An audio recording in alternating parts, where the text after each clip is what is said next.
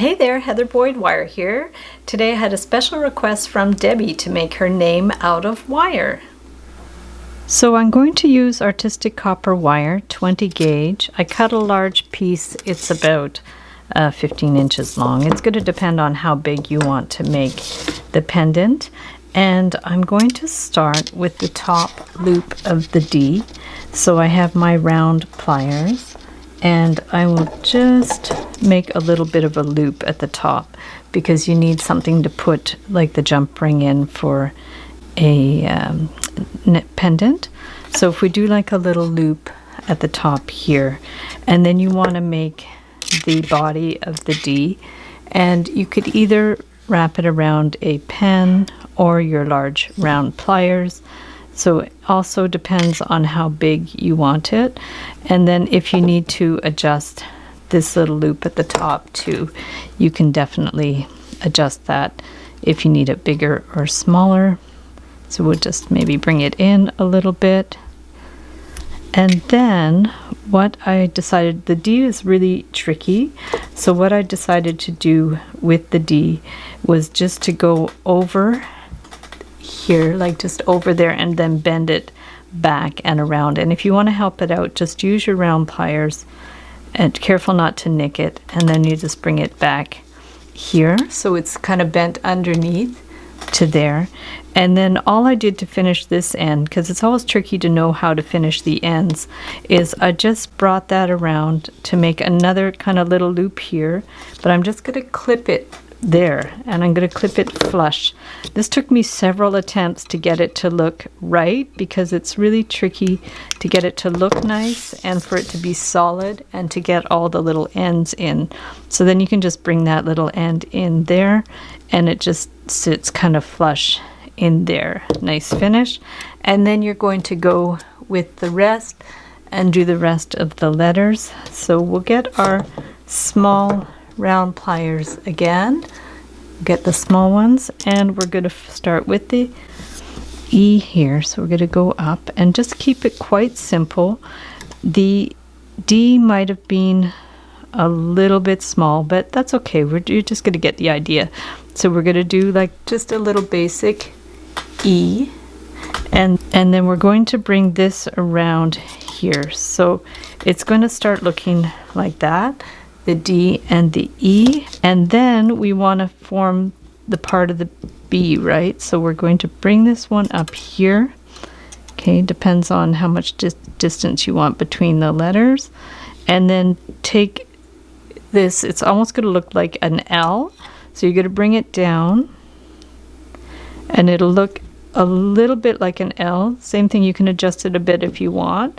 Okay, so that looks a bit like an L, and then you're going to bring this just across, and then you want to form the circle of the B. So looks like an L, and then we're going to take our larger round pliers and bring it around and just adjust it so then you have your B.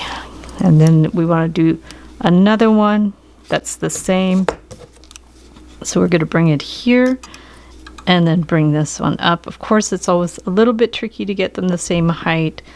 You could measure it if you want. So we're going to bring it here, bring this down, make sure it's about the same height. And you can adjust it a bit too, if you can roll it a bit back and forth if you want. So that's the next one, looks like an L. Bring that across. And get the larger round pliers again. Bring it here. Check it out, it looks good. Okay, bring that in a little bit more. And then we need the eye. A couple ways to do the eyes.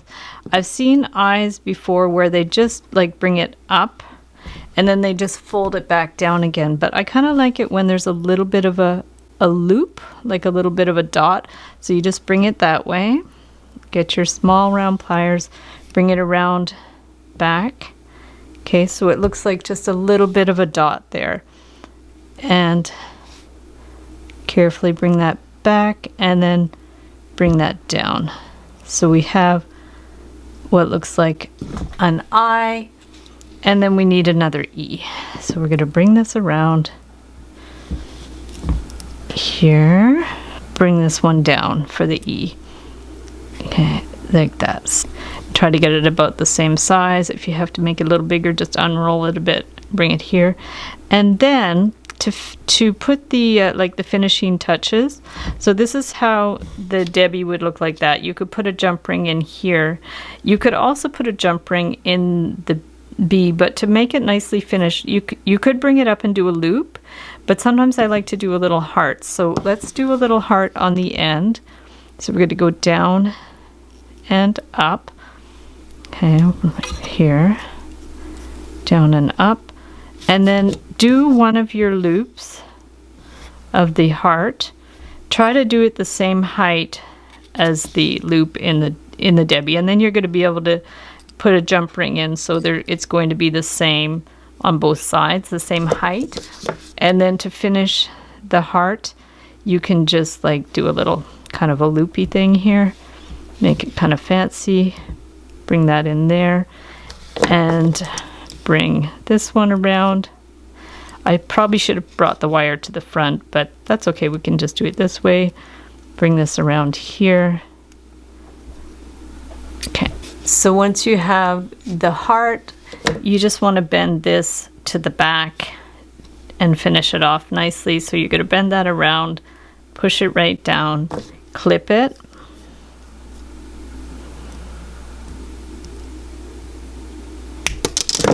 And then get your pliers, and you can do any name like this, and if you finish it up with a heart, it's good, because then what you could do is you can put, I'll just hold it with these, you can put a jump ring here and a jump ring here to put it on a necklace.